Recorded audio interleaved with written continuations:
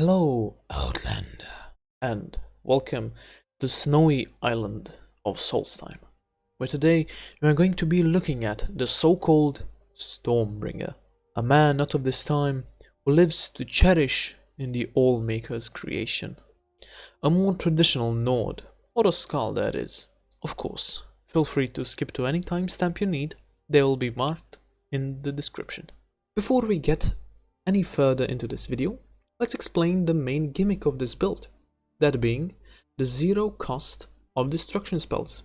All you actually need are 4 gear pieces of fortified destruction of 25%, all adding up to, of course, 100% cost reduction. Now let's see what the Stormbringer has to offer us in terms of his race, standing stone and attributes.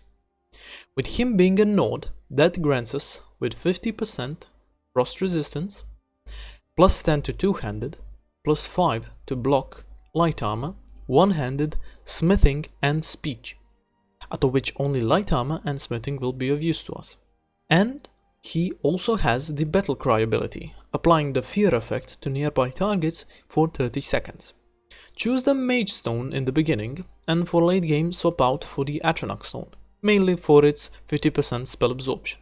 Regarding the stat distribution, I would put 10% into Magicka, just for the early game use before you manage to reduce spell cost, 30% into Stamina, since its only use will be for sprinting, and 60% into health for survivability. Now how come the Stormbringer finds himself in the situation he is in today? He was born long ago, sometime in the late 3rd era, in the Skull village. Since he was little, he was known for bringing trouble wherever he goes, which earned him the nickname Stormbringer. His father was a shaman, which made him a very skillful mage at a young age, and a quite knowledgeable person on their culture at that. He learned how to harvest the cold and use it in his advantage, seeing it as an ally rather than a threat.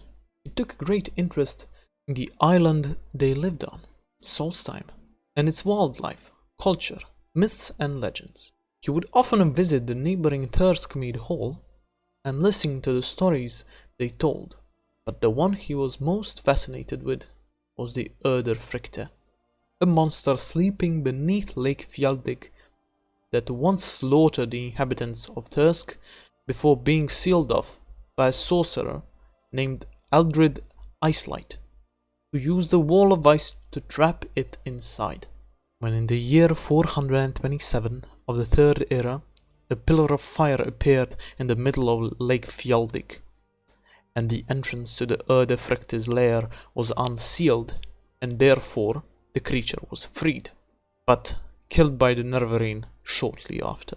A woman by the name of Svenja Snowsong, alongside her husband, Agnar the Unwavering, went after the Fricte matron, all the way to Dive Rock in the Geral Mountains in Cyrodiil.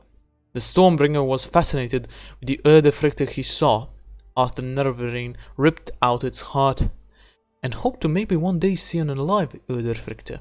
Therefore, when he found out Svenja and Agnar went after the matron, he hurried after them to maybe get a glimpse of the creature before they kill it.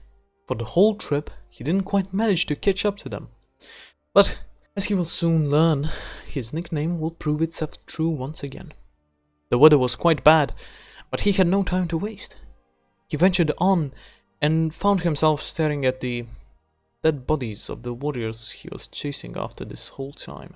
But he soon came to a realization that he is in grave danger.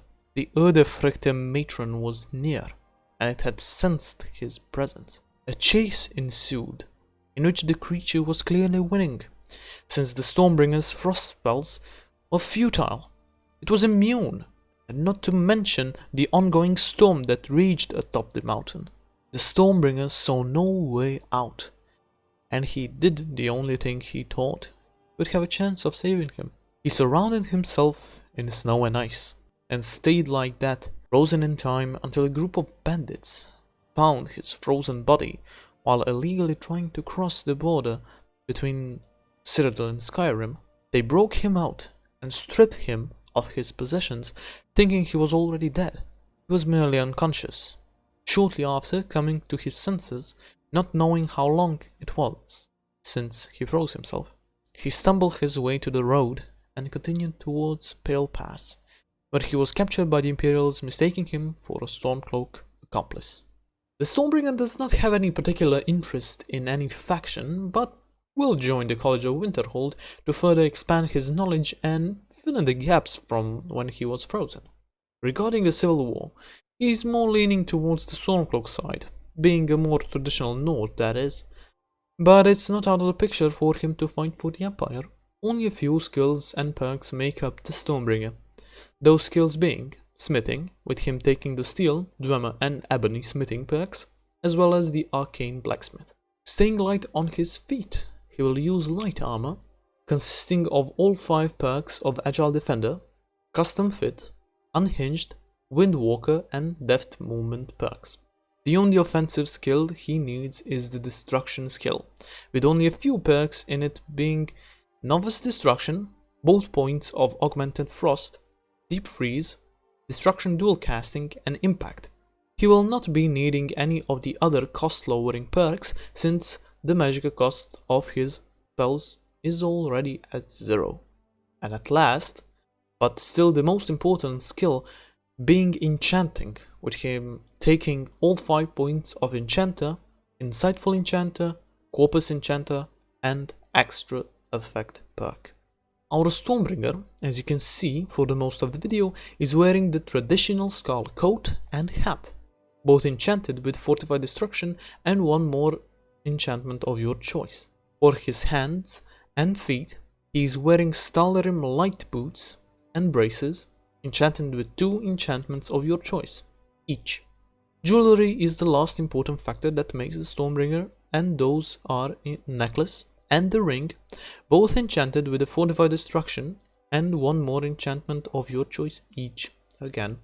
With the Stormbringer being a mage, he relies solely on his destruction spells for offense. Those spells being really any frost spells, especially Ice Storm.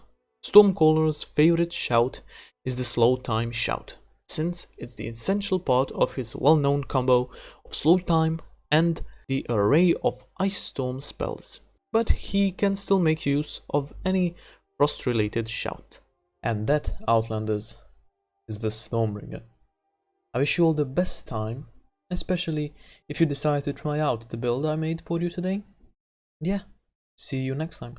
At the end of this video, I just wanted to say thank you to all the people that actually viewed my last video. I didn't think it would be that big of a number.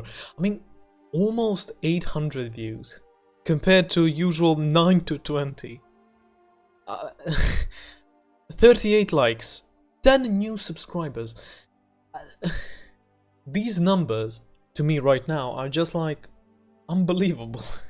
So yeah, like, I just want to say thank you all, and I want to release like at least one gameplay video in between the last build and this one, but I had some PC problems, so yeah.